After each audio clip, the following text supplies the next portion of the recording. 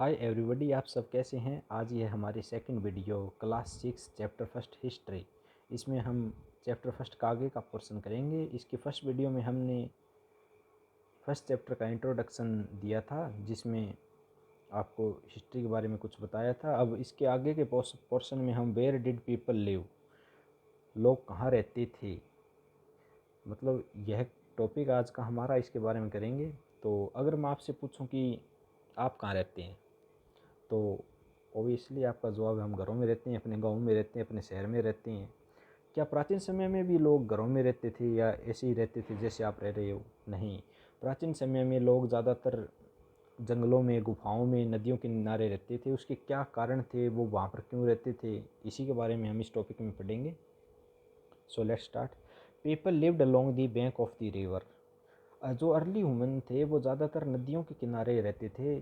उसके क्या कारण थे? क्योंकि देखो, आज हमारे पास पानी की कोई कमी नहीं है। जैसे हमें पीने के लिए पानी चाहिए तो हमारे घरों में टूटी आई हुई है वाटर सप्लाई की, हमें पानी पी सकते हैं। कपड़े धोने के लिए भी हमारे पास प्रचुर मात्रा में पानी है। अगर हम सिंचाई भी करते हैं तो सिंचाई के लिए सबमर्सिबल लगा लेते हैं, नहरों की खुदाई हो चुकी है।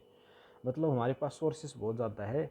लेकिन जो हमारा पुराना टाइम था तो अर्ली वुमन के पास ये सोर्सेज नहीं थे, इसलिए पानी उनके पास नहीं आ सकता था। लेकिन वो तो पानी के पास रहने जा सकते थे, इसलिए वो ज़्यादातर नदियों किनारे रहना पसंद करते थे, क्योंकि उन्हें वहाँ पर पानी प्रचुर मात्रा में मिल जाता था और वो वहाँ पर सिंचाई भी कर सकते थे और जीवन यापन भी कर सकते थे। इसलिए ही वो बैंक ऑफ द रिवर, मतलब नदियों के किनारे रहना पसंद करते थे। आपकी बुक में रिवर नर्मदा दी गई है, उसको आइडेंटिफाई करना है। तो सभी को मैप वर्क अच्छे से आना चाहिए, क्योंकि मैप वर्क के बगैर हिस्ट्री और जियोग्राफी जीरो है। जो नर्मदा नदी है वो एमपी में है। ये देखो, ये एमपी से निकलती है और अरब सागर में जाके मिल जाती है। नर्मदा नदी और तापी नदी ये ऐसी नदियां हैं जो डेल्टा का निर्माण नहीं करती। ये एक अलग टॉपिक है, इसको हम आगे की वीडियोज़ में करेंगे। So let's start. सेकंड देखो, some of the people who lived here were skilled hunter gatherers. They lived near forest. मतलब कुछ लोग तो नदियों के किनारे रहते थे, वैसे कुछ लोग जंगलों में या जंगलों के आसपास रहते थे। उसके क्या कारण थे? वो हंटर गैदरर्स थे। हंटर मतलब शिकारी और गैदर इकट्ठा करना। जैसे उनका काम क्या था? शिकार करना और गैदरिंग करना। वो जंगलों में घूमते रहते थे, लकड़ियाँ, फल वगैरह इकट्ठा कर लेते थे। अगर आज की लाइफ में हम देखते हैं तो हमारी जो प्राइमरी एक्टिविटी है वो कुछ अलग है। जैसे गांव में वो खेती कर रहे हैं, शहर में वो अपनी जॉब कर रहे हैं। वैसे इनकी प्राइमरी एक्टिविटी क्या थी? हंटरिंग और गैदरिंग। इसलिए वे जंगलों के आसपास रहते थे। तो धीरे धीरे मतलब सोसाइटी इवॉल्व होती गई, माइंड भी तेज़ होता गया। तो people lived as a settled agriculturist. तो मनुष्य ने एक सेटल्ड तौर पे रहना स्टार्ट कर दिया, क्योंकि मनुष्य को पता चल गया, जो अर्ली वुमन थे उनको पता चला कि ऐसे मतलब सीड्स को हम अगर ज़मीन में उगाते हैं तो इससे कैसे फसल पैदा होती है, कैसे इससे ट्री बनता है और हम फ्रूट प्राप्त कर सकते हैं, फसल ले सकते हैं। इसलिए एक सेटल्ड तौर पर एग्रीकल्चर की जाने लगी। ये एरिया है, ये भी हमें आइडेंटिफाई करना है, फिर मैं आपको आगे इसके बारे में बताता हूँ। सुलेमान एंड किरतार हिल्स, मतलब पहले तो जो भारत पाकिस्तान, ऐसा कोई बंटवारा ही नहीं था। लेकिन अब देखें तो ये जो है, ये दो श्रेणियां हैं ये पहाड़ों की, जो पाकिस्तान में है। और गारो हिल्स जो है मेघालय, हमारा एक छोटा सा स्टेट है, उसके अंदर है। और Vindhyas Vindhyas MP central India है हमारा, वहाँ पर विंध्यास श्रेणी भी है। अगर हम इसको मैप में देखें तो कुछ इस प्रकार है। देखो, सुलेमान हिल्स यहाँ पे है और इसके नीचे किरतार हिल्स है। ये देखो मेघालय, यहाँ पर गारो हिल्स है और एमपी में विंध्यास हिल्स है। तो इसके बारे में हम आपको बताते हैं आगे। जैसे अर्ली वुमेन थे, उन्होंने सेटल्ड रूप पे रहना स्टार्ट कर दिया था। तो उसके आगे देखो, in Sulaiman and Kirthar hills women and man first began to grow such as wheat and barley 8,000 year ago. जो आर्कोलॉजिस्ट होते हैं उनको क्या साक्ष्य मिले हैं, भी सुलेमान और किरतार हिल्स है, वहाँ पर जो महिला और पुरुष थे उन्होंने सबसे पहले गेहूँ, वीट एंड बार्ले जो की मतलब फसल के साक्ष्य मिलते हैं। यहाँ पे उन्होंने फसल उगाकर खेती करना स्टार्ट कर दिया था। Second, rearing animal also began, मतलब जो गारो हिल्स वाला एरिया है वहाँ पे हमें इस चीज़ के सबूत मिलते हैं कि वहाँ के लोग पशुपालन करते थे। जैसे कैसे पता चलता है, आर्कोलॉजिस्ट होते हैं उन्हें कुछ हड्डियाँ मिल जाती है, जैसे कि कहीं पे घोड़े की मिल गई, अगर कहीं पे किसी कुत्ते की मिल गई, तो इससे अंदाज़ा लगा लिया जाता है कि वहाँ के लोग घोड़े को पालते थे या डॉग्स को पालते थे।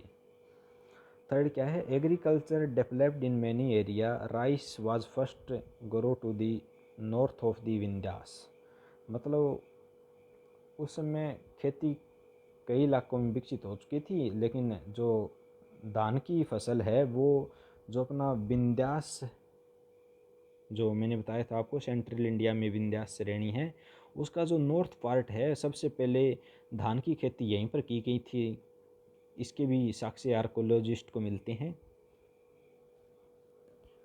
इसके आगे हम करते हैं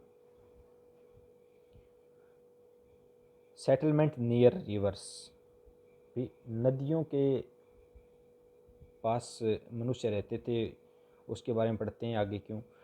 तो सबसे पहले तो आपको इंडस एंड जो गंगा नदी है उसको ट्रेस करना है, उनकी ट्रिब्यूटरीज को ट्रेस करना है। सबसे पहले ट्रिब्यूटरीज क्या होती है, जैसे देखो ये गंगा नदी है, इसके अंदर जब छोटी छोटी जैसे गंडक, कोसी जैसी नदियाँ आगे मिलती है तो इसकी ट्रिब्यूटरीज है, और जैसे इससे कोई नदी अलग होती है ना वो इसकी डिस्ट्रीब्यूटरीज होती है, ये आपको पता होना चाहिए। ये देखो ये सिंधु नदी है, इसके अंदर मतलब इंडस नदी है, इसके अंदर झेलम, रावी, सतलुज ये नदियाँ इसके अंदर आगे मिल जाती है। इसलिए जो सिंधु नदी है ये इसकी मेन नदी हो गई और बाकी सब इसकी ट्रिब्यूटरीज है। वेयर डिड पीपल लिव, जैसे हमने पता किया कि पहले अर्ली ह्यूमन थे वो नदियों किनारे रहते थे, तो वहाँ पर धीरे धीरे शहर भी, सिटीज भी विकसित होने लगी, तो उसके बारे में हम पढ़ रहे हैं आगे। About 4700 year ago some of the earliest cities flourished on bank of the river Indus, मतलब जो हमारे आर्कोलॉजिस्ट हैं उनको क्या साक्ष्य मिलते हैं कि 4700 साल पहले इंडस नदी के किनारे शहर विकसित हो चुके थे। मतलब कैसे पता चलता है कि उस समय की कुछ खुदाई में ईंटें मिल जाती है, उस समय में यूज़ में आने वाली चीज़ें मिल जाती है, कुछ जानवरों की हड्डियाँ मिल जाती है, उससे पता लग जाता है कि कितने साल पहले यहाँ पर क्या था, क्या एक्टिविटी हुई थी। Later about 2500 year ago city developed on the bank of Ganga, मतलब 2500 साल पहले गंगा नदी के किनारे भी शहर विकसित हो चुके थे। Area south of the Ganga was known as a Magadha, मतलब गंगा नदी है इसके जो साउथ का एरिया था उसे मगध के नाम से जाना जाता था। जैसे आपने चंद्रगुप्त मौर्य का नाम तो सुने होगा, वो मगध से रिलेट करते थे। It's ruler was very powerful and set up a large kingdom, मतलब जैसे कि इसके जो जितने भी राजा हुए हैं वो सभी इतने शक्तिशाली थे, उन्होंने इसे एक बहुत बड़े साम्राज्य के रूप में विकसित कर लिया था। तो यह मतलब उस टाइम की एक लार्ज किंगडम के रूप में उभरी। जैसे हमें पता है कि पहले लोग जंगलों के पास रहते थे, नदियों के पास रहते थे, वो छोटे छोटे ग्रुप्स में रहते थे, बाद में वो धीरे धीरे एक सिटीज़ मतलब सिटी के तौर पे रहने लगे, और अब उसी का नतीजा है कि इतने इतने मुंबई, दिल्ली जैसे बड़े बड़े महानगर बने हुए हैं। और ऐसे ही अर्ली ह्यूमन शुरू में जो नदियों के किनारे रहता था वो आज घरों में रह रहा है। सो आज का ये हमारा टॉपिक कंप्लीट होता है, वेयर डिड पीपल लिव। तो इस टॉपिक को हम यहीं पे समाप्त करते हैं और नेक्स्ट टॉपिक हम करेंगे movement of people. Okay, thank you.